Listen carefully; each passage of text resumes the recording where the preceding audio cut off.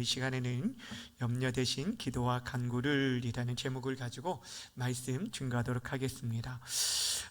오늘 강론의 제목처럼 여러분 가운데 어떠한 걱정과 염려와 근심을 가지고 나왔을지라도 우리 주님 앞에 다 맡겨드림으로 말미암아 여러분 안에 주의 평강과 은혜가 있기를 먼저 주님의 이름으로 축원합니다.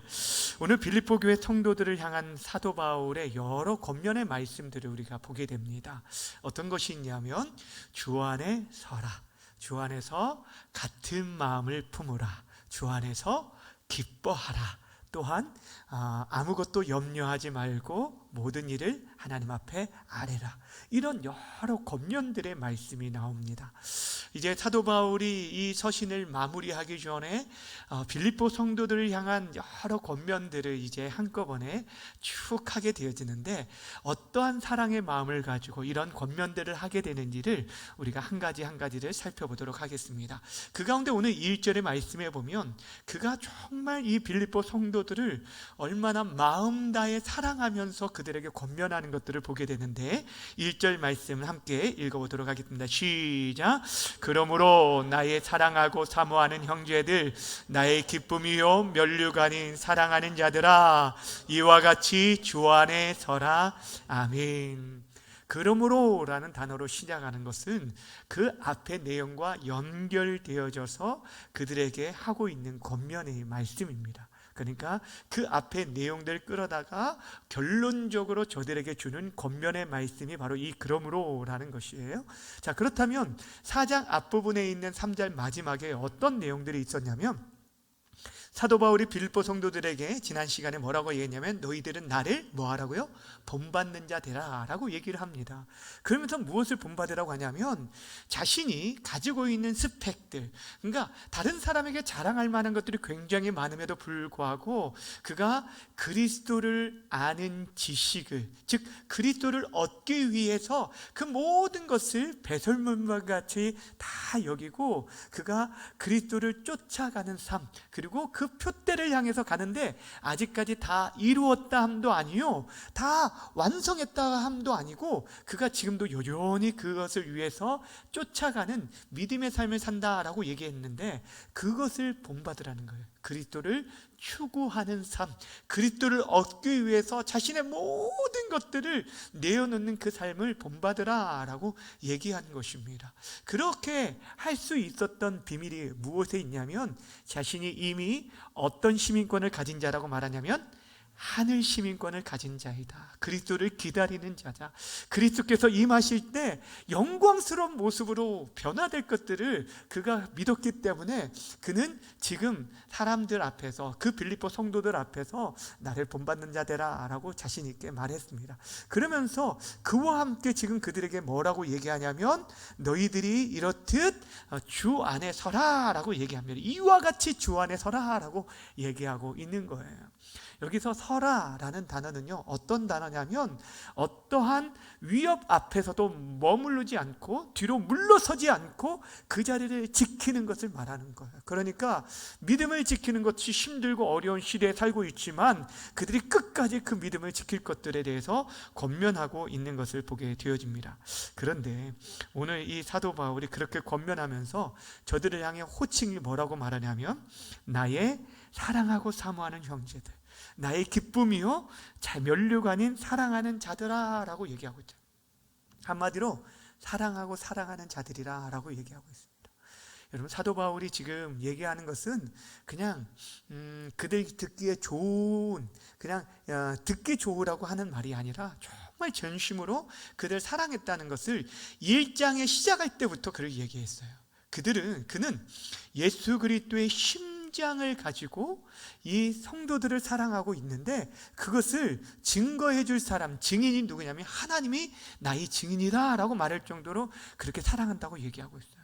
근데 빌립보 성도들뿐 아니라 사도 바울이 그동안 사역했던 교회들에 대해서 늘 그가 자기의 마음에 정말 자랑이고 정말 하나님 앞에서 드러낼 만한 그런 면류관, 기쁨, 내 기쁨은 바로 누구냐, 뭐냐라고 할 때 늘 성도들이라고 얘기했어요. 데살로니가 전서 2장 19절 20절 말씀 함께 읽어볼까요? 시작. 우리의 소망이나 기쁨이나 자랑의 면류관이 무엇이냐? 그가 강림하실 때 우리 주 예수 앞에 너희가 아니냐? 너희는 우리의 영광이요 기쁨. 여러분, 지금 사도 바울이 데살로니가 성도들을 향해서도 말한 것이 이것이었어요.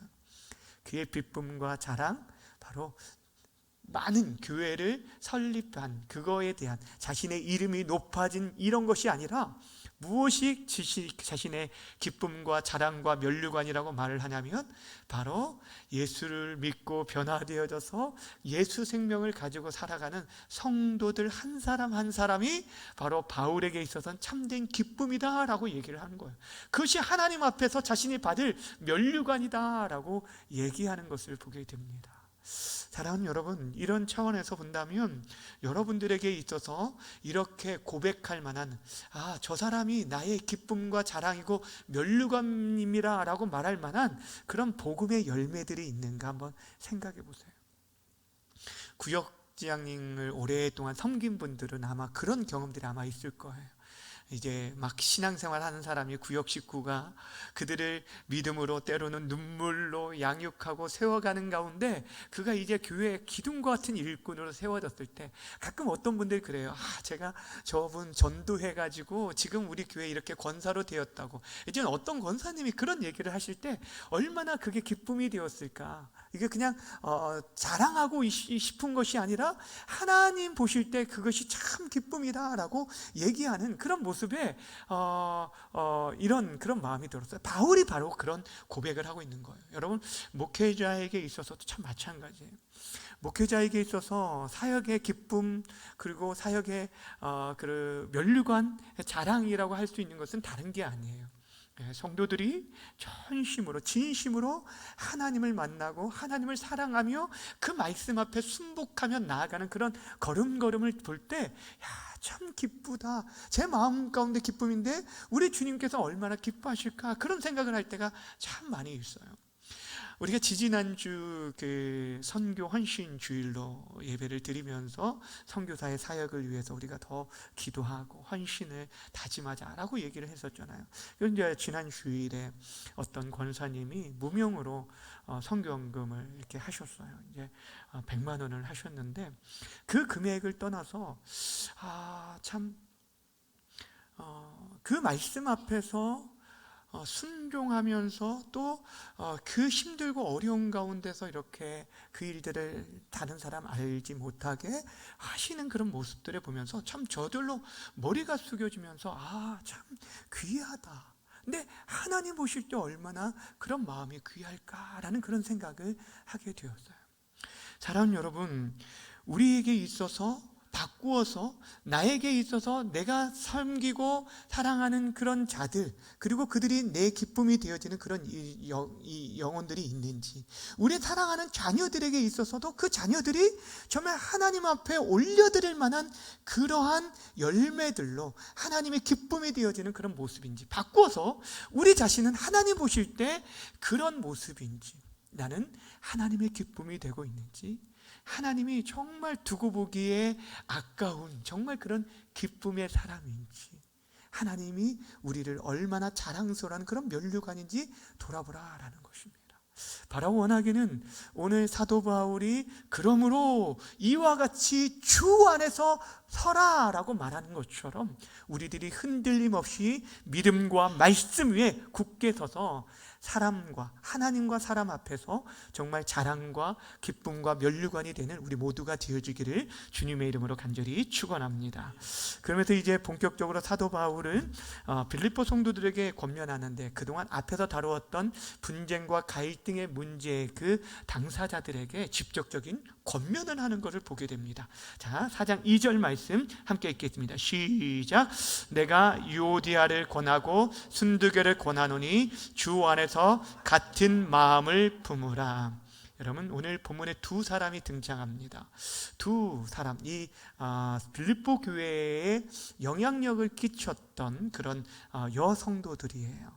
그런데 이들에 대한 이름까지 거론하면서 지금 얘기하고 있는 것은 이들이 큰 갈등으로 인해서 교회 공동체 안에 큰 어려움이 있었기 때문에 어찌 보면 책망적인 요소로 그의 이름까지 권면하고 또 교회 공동체 안에 경계심을 주기 위해서 말할 수도 있는데, 그러나 책망 자체의 목적에 있는 것은 아닙니다. 두 사람이 지금 마음이 같지 않아요. 그래서 다툼으로 인해서 교회 공동체가 어떤 사람은 이 편에 쓴 자도 있고 어떤 사람은 저 편에 선 자도 있었을 수도 있을 것 같아요. 그런 갈등으로 인해 교회 공동체 안에 기쁨을 잃어버리고 어려움이 있었기 때문에 사도 바울이 두 사람의 이름을 거명하면서 너희들이 같은 마음을 품으라고 얘기했어요. 근데 사실 이 얘기는 지금 빌립보서 2장에서부터 얘기를 했습니다.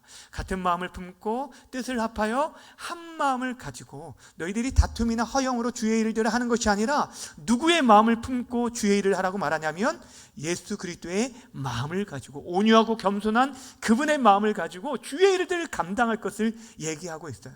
그러니까 모두가 우리가 교회 공동체 안에서 문제를 일으키는 사람은 사실 여러분, 열심히 없는 사람은 조용히 예배만 드려가는 사람들은 문제를 일으킬 일도 없죠.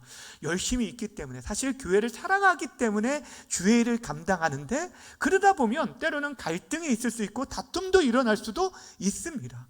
근데 그 문제가 공동체 안에 큰 문제가 되어지기 전에 해결할 것들에 대해서 사도 바울이 권면하고 있어요. 그래서 두 이름을 거명했지만 사실 사도 바울이 그들을 책망하기 위한 목적이 아니라 궁극적으로 저 두 사람에게 있어서는 너희들이 같은 마음을 품고 주님의 마음을 가지고 이 모든 어려움들을 이겨낼 것들을 얘기하면서 교회 공동체에 대해서도 그들에 대해서 어떻게 할 것인지 3절에서 이렇게 권면하는 것을 보게 됩니다. 3절 말씀 함께 보겠습니다. 시작. 또 참으로 나와 멍에를 같이 한 내게 구하노니 복음 공로에 나와 함께 힘쓰던 저 여인들을 돕고 또한 클레멘드와 그 외 나의 동역자들을 도우라. 그 이름들이 생명책에 있느니라. 아멘. 자, 여기 보시면 유오디아 순두개를 뭐라고 표현하고 있냐면, 자 보세요. 3절 중반에 뭐라고 표현하냐면, 이 여자들을 뭐라고 표현하냐면 복음에 나와 함께 힘쓰던 저 여인들이라고 표현을 하고 있어요. 그러니까 지금 사도 바울이 이에 대해서 직접적으로 비판하고 내가 보기에는 이 사람의 의견이 맞다, 저 사람의 의견이 맞다라고 얘기하지 않아요. 두 사람이 마음이 합할 것들에 대해서 얘기하고, 무엇을 얘기하냐면 교회 공동체 안에 얘기하면서 저들이 지금 그 문제의 그 주체가 되어주고 어려움의 갈등으로 인해서 그들이 문제를 일으킨 당사자들이지만 그들이 과거에 어떠한 역할들을 감당했는지 그들을 높이 평가하는 것을 먼저 보게 됩니다. 그러니까 그들이 과거에 해왔던 일들, 우리들은요 어떤 문제가 일어나면 그 문제를 부각시킴으로 인해서 그 사람이 과거에 어떻게 했는지에 대한 그 걸음들에 대해서는 전혀 무시한 채 지금 드러나는 현상으로 모든 것들을 다 깎아버리려고 하는 그런 성향들이 있어요. 그런데 오늘 사도 바울이 그렇게 얘기하잖아요. 두 사람이 분명 해결해야 할 갈등의 문제들이 있습니다. 마음이 합해야 할 문제들이 있어요. 그런데 거기서 그치지 않고 이들이 과거에 어떤 역할들을 감당했는지, 교회 공동체 안에서 정말 힘있게 감당했던 일들에 대해서는 너희들이 인정하라라는 거예요. 그리고 그들의 부족한 부분에 대해서는 뭐 하라는 거예요? 교회 공동체가 도우라라고 얘기하는 거예요. 이것이 바로 교회가 해야 할 역할들이라는 것이에요. 사랑하는 여러분, 그 사람이 가지고 있는 연약함들에 주목할 것이 아니라 때로는 그 사람들이 과거에 행했던 일들에 대한 일들도 우리가 인정하고 그 부족함들을 우리가 도울 것들에 대해서 집중하며 나아가야 할 것이 바로 교회 공동체가 세워진 그런 목적이에요. 왜냐하면 하나님께서 남자와 여자를 만나게 하신 부부도 마찬가지고 교회, 하나님이 세우신 두 기관이 뭐예요? 가정과 교회입니다. 가정도 마찬가지고 교회도 마찬가지고 연약한 자들의 모임이에요. 서로의 연약함, 그래서 뭐라고 해요? 돕는 배필로 만나게 하셨어요. 그러니까 부족함이 있으니까 돕게 만들기 위해서 하나님께서 만나게 하셨다는 거예요. 완벽한 남자도 완벽한 여자도 없고 완벽한 성도도 한 사람도 없다라는 것이요. 지도자도 마찬가지고 여기 앉아있는 우리 모두가 마찬가지라는 거예요. 그러기에 어떻게 하라고 말하냐면 성경은 서로가 돕는 동역자의 의식을 가지고 서로를 도울 것을 얘기합니다. 지금 유오디아와 순두개뿐 아니라 지금 그 글라멘디와 그 외에 다른 동역자들도 도우라라고 하면서 지금 사도 바울이 얘기하는 것은 우리 주변에 있는 때로는 시험에 들고 낙심하고 빠져있는 그들도 우리의 동역자라는 것들을 말하고 있는 거예요. 그들을 잊어버리지 말라는 거예요. 그러면서 그 뒤에 뭘 얘기합니까? 3절 마지막 다시 한번 보세요. 이들을 왜 돕고 도우라고 얘기하냐면 마지막에 뭐라고 써 있어요? 그 이름들이 어디에 있다고요? 생명책에 있다. 무엇을 얘기합니까? 지금 이들도 똑같이 예수 그리스도의 보혈을 핏값으로 사신 하나님의 자녀라는 거예요. 그러니까 그만큼 귀하다는 거예요. 한 사람 한 사람의 가치가 내가 쉽게 정죄하고 판단할 그런 사람들이 아니라 저 사람도 어떻게 해요? 연약함이 있지만 우리 주님의 보혈로 씻음받은 생명책에 기록되어 있는 귀하고 존귀한 자다라는 것을 얘기하고 있는 거예요. 그러니 그들을 도와라라고 얘기합니다. 그리고 그 돕는 것이 바로 사도 바울을 돕는 일이고 그것이 하나님의 동역자임을 말하고 있는 거예요. 그래서 교회가 이 일들을 감당하고 특별히 목회자를 도울 것을 사도 바울이 그 교회에 뭐라고 얘기하냐면 그들을 향해 교회를 향해서 뭐라고 이야기하냐면 3절 다시 한번 보시면 또 참으로 나와 멍에를 같이 한 내게 구한다라고 하면서 나와 멍에를 같이 한 너의, 그러니까 지금 교회를 향해서 너희들은 나와 멍에를 같이 하고 있는 자들이다 라고 얘기하고 있는 거예요. 여러분, 멍에를 같이 맺다라는 것은 어떤 의미냐면 지금 우리나라의 모습에서는 별로 이렇게 같이 이렇게 가는 모습들을 큰 그런 뭐 이렇게 논이나 밭들이 없기 때문에 그런 모습을 보기 어렵지만 여러분 이스라엘 땅에서 보면 우리 같은 쟁기와 같은 그 짐승의 어깨에 매는 그 도구가 있잖아요. 그것들을 어떻게 하면은 두 짐승에 함께 매게 해서 같이 가는데 사실 같이 갈 때 어떤 것은 큰 좀 힘이 있고 어린 새끼들을 양육할 때는 좀 어미와 또 새끼가 같이 매기도 하고 그러거든요. 그 멍에를. 근데 그것들을 같이 끌 때 큰 역할들을 누가 이제 감당을 하면 연약한 자가 그것을 통해서 배우는 거예요. 그러면서 보조를 함께 맞추고 가는데 사실 소가 한 마리가 할 수 있는 역량이 있습니다. 또한 각각이 할 수 있는 역량이 있어요. 근데 그것을 합친 것보다 두 소가 함께 멍에를 메고 일을 할 때 몇 배의 효과를 나타낸다는 거예요. 교회가 그 일들을 감당해야 한다는 거예요. 때로는 연약한 자들이 있어요. 그런데 나 혼자 10걸음을 갈 수 있지만 그와 함께 우리가 나아가, 이 사람은 혼자서는 한 걸음도 갈 수 없어요. 그런데 두 사람이 함께 할 때 10걸음이 아니라 더 20걸음까지 걸 수 있다는 거예요. 그것을 얘기하면서 나의 동역자, 나와 멍에를 함께한 자라고 소개하면서 너희들이 바로 과거에 그렇게 복음을 위해서 애썼던 주의 일을 위하다가 이렇게 지금 상처받고 낙심되어 무너져 있는 저들을 도울 것을 얘기하고 있는 거예요. 저들이 지금 교회 공동체에 분란을 일으킨 자들이지만 그러나 그렇다고 해서 저들을 배제시키지 말고 연약한 자들을 돕고 위로하고 격려하며 세워가라. 이것이 바로 함께 세워져가는 교회를 말하는 거예요. 여러분, 우리가 지금 구역을 새로 개편하고 한 달 반 이제 지나가고 있는데 여러 얘기들을 들어봐요. 근데 그러면 사실 구역들이 모두가 다 공평하게 이렇게 편성되어지진 않았어요. 어떤 구역들은 그냥 모이지 말라고 해도 잘 모이는 그런 구역 식구들이 편성되어 있고, 어떤 때는 열심히 연락을 해도 그냥 문답도 없고 답장도 없고 이런 분들도 참 많이 있어요. 근데 여러분, 그럼에도 불구하고 하나님께서 우리들에게 이 일들을 맡겨주실 때는 감당할 그런 그 시험 외에는 우리에게 주신 일이 없을 뿐 아니라 우리에게 맡겨진 사명들에 대해서는 그 역할들을 감당할 은사와 능력도 주심을 믿으시길 바랍니다.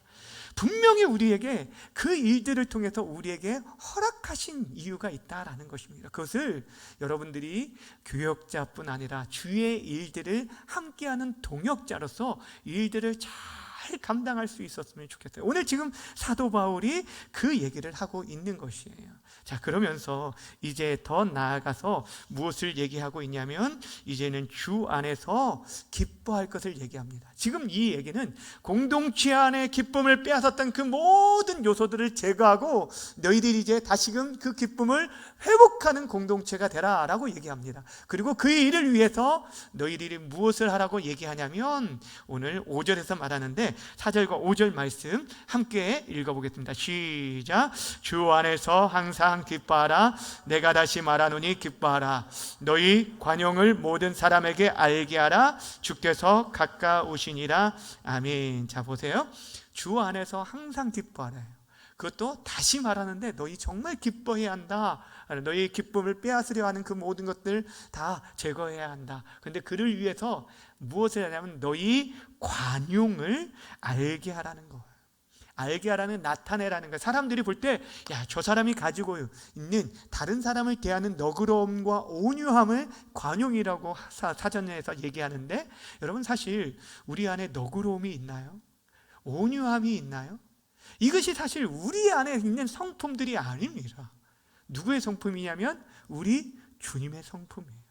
주님의 마음을 가지고 그렇게 주님을 닮아가는 그런 모습을 많은 사람들에게 우리가 드러내고 보여주라고 얘기합니다. 그런데 오늘 성경은 더 무엇을 얘기하냐면 사도 바울이 너희 관용을 모든 사람에게 알게 하라라고 얘기합니다.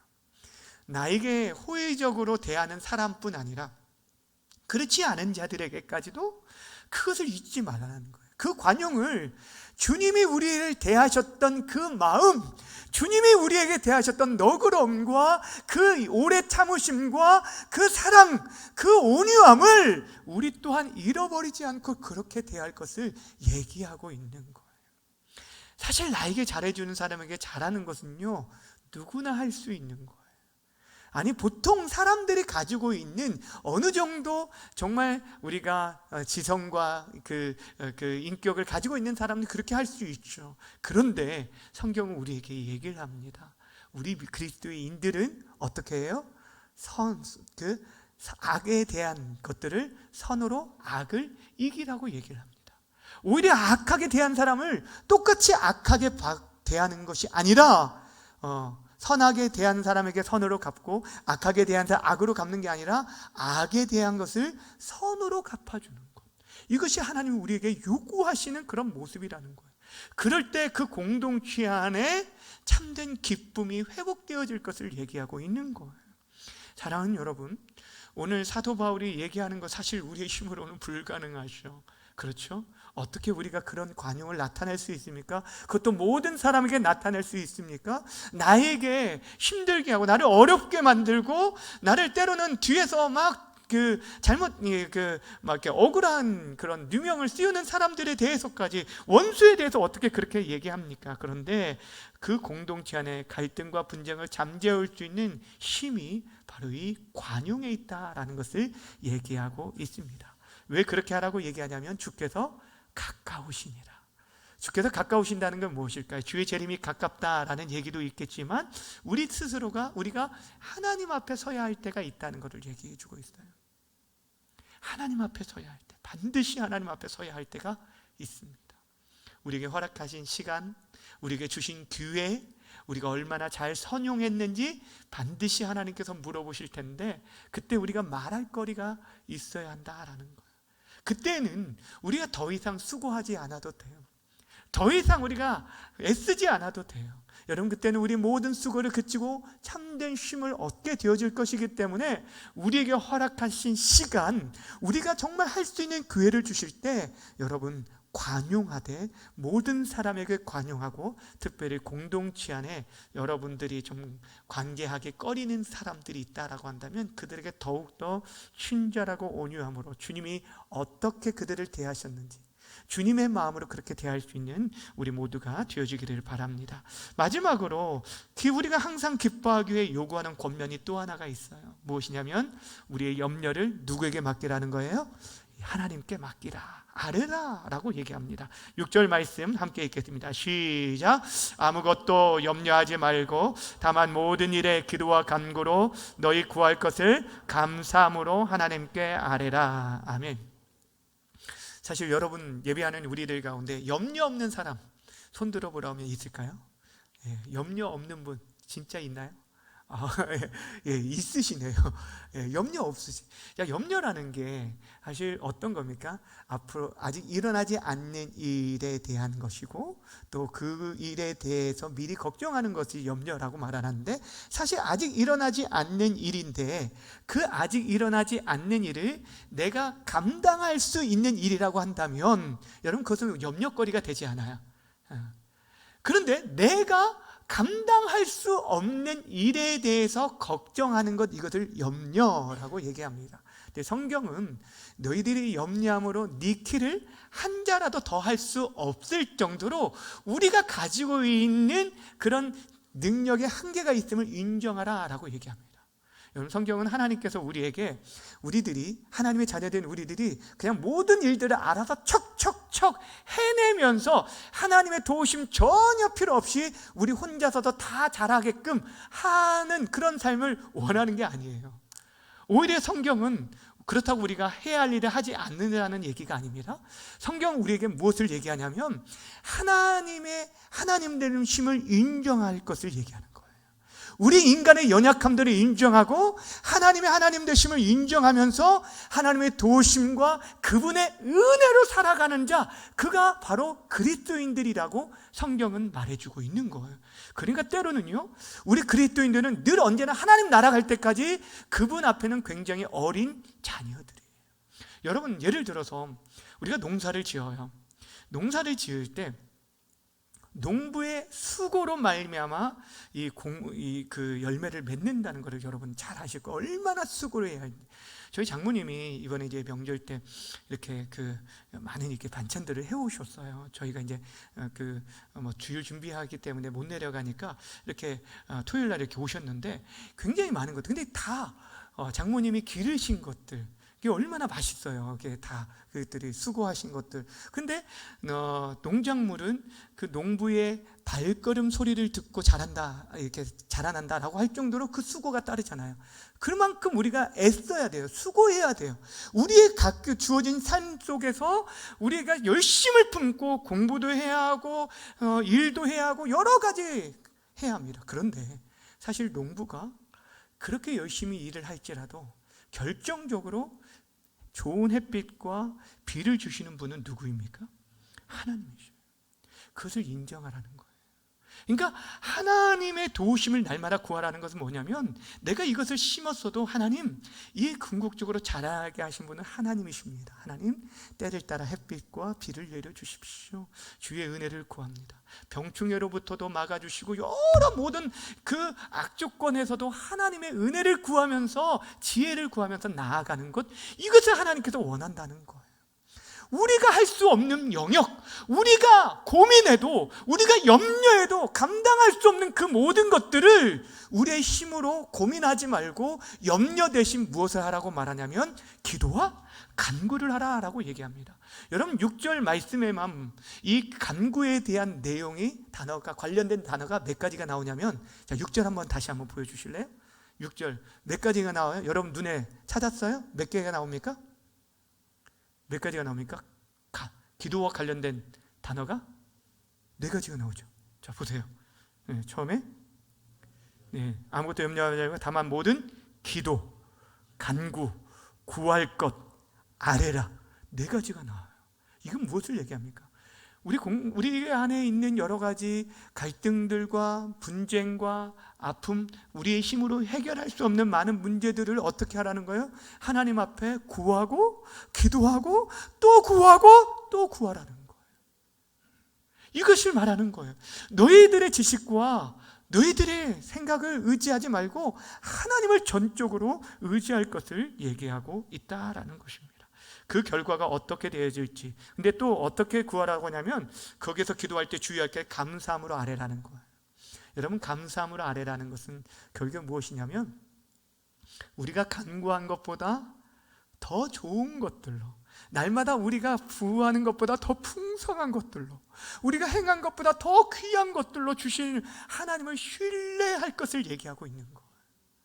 여러분, 우리에게 기도할 수 있는 대상이 있다는 거 얼마나 감사합니까? 그분이 이 세상을 창조하신 분이시고 우리의 간구하는 모든 기도를 들으실 뿐 아니라 우리의 사정을 아실 뿐 아니라 우리의 사정을 알아도 돕지 못하는 헛된이 아니라 우리 주변에 안타까움으로 지켜보지만 도울 수 없는 우리 가족들도 있잖아요. 우리 사정들을 알지만. 그런데 우리 하나님은 그 모든 것들을 넉넉히 도우실 수 있는 전능하신 분이시고 우리보다 우리를 더 사랑하시는 분이라는 거예요. 그러니 그분 앞에 구할 때 뭐로 구하라고요? 감사함으로. 가장 좋은 것을, 가장 복되게 주실 것을 믿고 감사함으로 아뢰라는 거예요. 그때 하나님께서 어떻게 응답하실 거라고요? 7절 함께 읽겠습니다. 시작. 그리하면 모든 지각에 뛰어난 하나님의 평강이 그리스도 예수 안에서 너희 마음과 생각을 뭐 하실 거라요? 지키시리라. 여러분, 여기 말씀에 보시면 기도하면 하나님께서 하나님의 평강으로 우리의 마음과 생각을 지켜주신다는 거예요.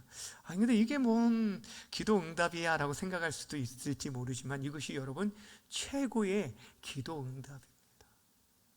여러분이 원하는 거 다 가졌다 할지라도요, 마음에 하나님의 평강이 없으면 그건 지옥입니다.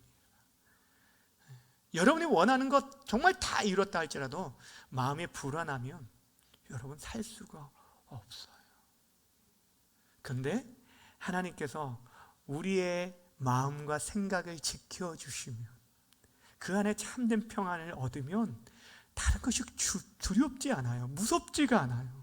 지금 내일의 막막함, 이런 것들의 생각에 빠지지 않아요. 나에게 오늘 주어진 한 날에 대해서 감사하게 되고 내일 염려는 내일 하나님 앞에 또 어뢰이고 맡기게 되어지면서 하루하루 평안함 가운데 살아가게 되어진다는 거예요. 전에 살아온 여러분, 그런 평강이 있었기 때문에 사도 바울이 그 빌립보 감옥 안에서도 어땠습니까? 지금은 로마 감옥에 있지만 이전에 빌립보에서 사역하다가 감옥에 갇혔을 때 심히 매를 맞았음에도 불구하고 그곳에서도 하나님을 찬양하며 기도했던 거예요. 주 안에 사랑하는 여러분, 오늘 사도 바울의 권면의 말씀 다시 한번 보세요. 주 안에 서라. 주 안에 같은 마음을 품어라. 주 안에서 항상 기뻐하라. 주 그리스도 안에 마음과 생각을 지키시리라 라고 얘기하고 있는 말씀을 한번 생각해 보세요. 여러분, 지금 공동체가 바로 세워지기 위해서 성도들에게 계속 권면하는 그 핵심이 무엇인지 아시겠어요? 그리스도 안에 있을 때만 가능하다는 거예요. 우리가 굳건하게 서는 거, 흔들리지 않고 내가 결단한다고 해서, 마음에 다짐한다고 여러분 지켜지나요? 안 됩니다. 여러분, 내가 항상 기뻐하겠다라고 해서, 내가 오늘부터 기뻐하겠다라고 결단한다고 해서 여러분 기쁨이 오나요? 안 된다는 거예요. 같은 마음을 품어야겠다, 저 사람 용서해야겠다, 이해해야겠다, 받아들여야겠다, 안 돼요. 내가 그리스도 안에서 철저히 죽어질 때, 그분의 사랑이 우리를 완전히 압도할 때, 여러분, 큰 그 사랑이, 폭포수 같은 그 사랑이, 마르지 않는 샘물과 같은 그 사랑이 우리 안에 있을 때, 다른 사람의 허물이나 다른 사람의 연약함이나 그 사람의 어떤 것들도 우리가 용서하고 이해하고 품고 사랑하게 되는 거예요. 주 안에 있는 것이 비밀입니다. 사랑하는 여러분 지금 어디 안에 있습니까? 내 생각, 내 판단, 내 가치를 가지고서는 계속 싸울 수밖에 없어요. 분쟁할 수밖에 없어요. 몇십 년이 지나도 계속 싸울 수밖에 없어요. 근데 예수 그리스도 안에 있을 때, 정말 내가 가진 그 생각들 다 버리고 그리스도 안에 있을 때 공동체가, 교회가 진짜 하나 되어져서 섬기게 되고 같은 방향을 향해서 하나님이 기뻐하시는 그런 모습으로 나아가게 돼요.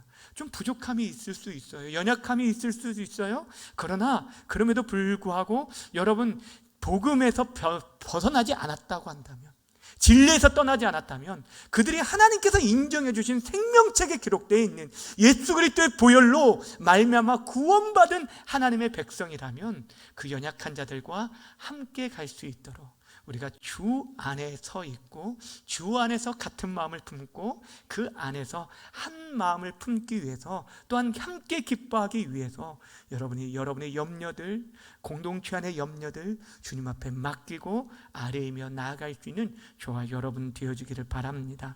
그래서 주님이 주시는 그 기쁨 누구도 빼앗기지 아니하고 정말 여러분 안에서 주님과 함께하는 그 기쁨 속에서 많은 사람들을 세우고 일으키는 바울의 동역자, 하나님 나라의 동역자 되어지기를 주님의 이름으로 간절히 축원합니다.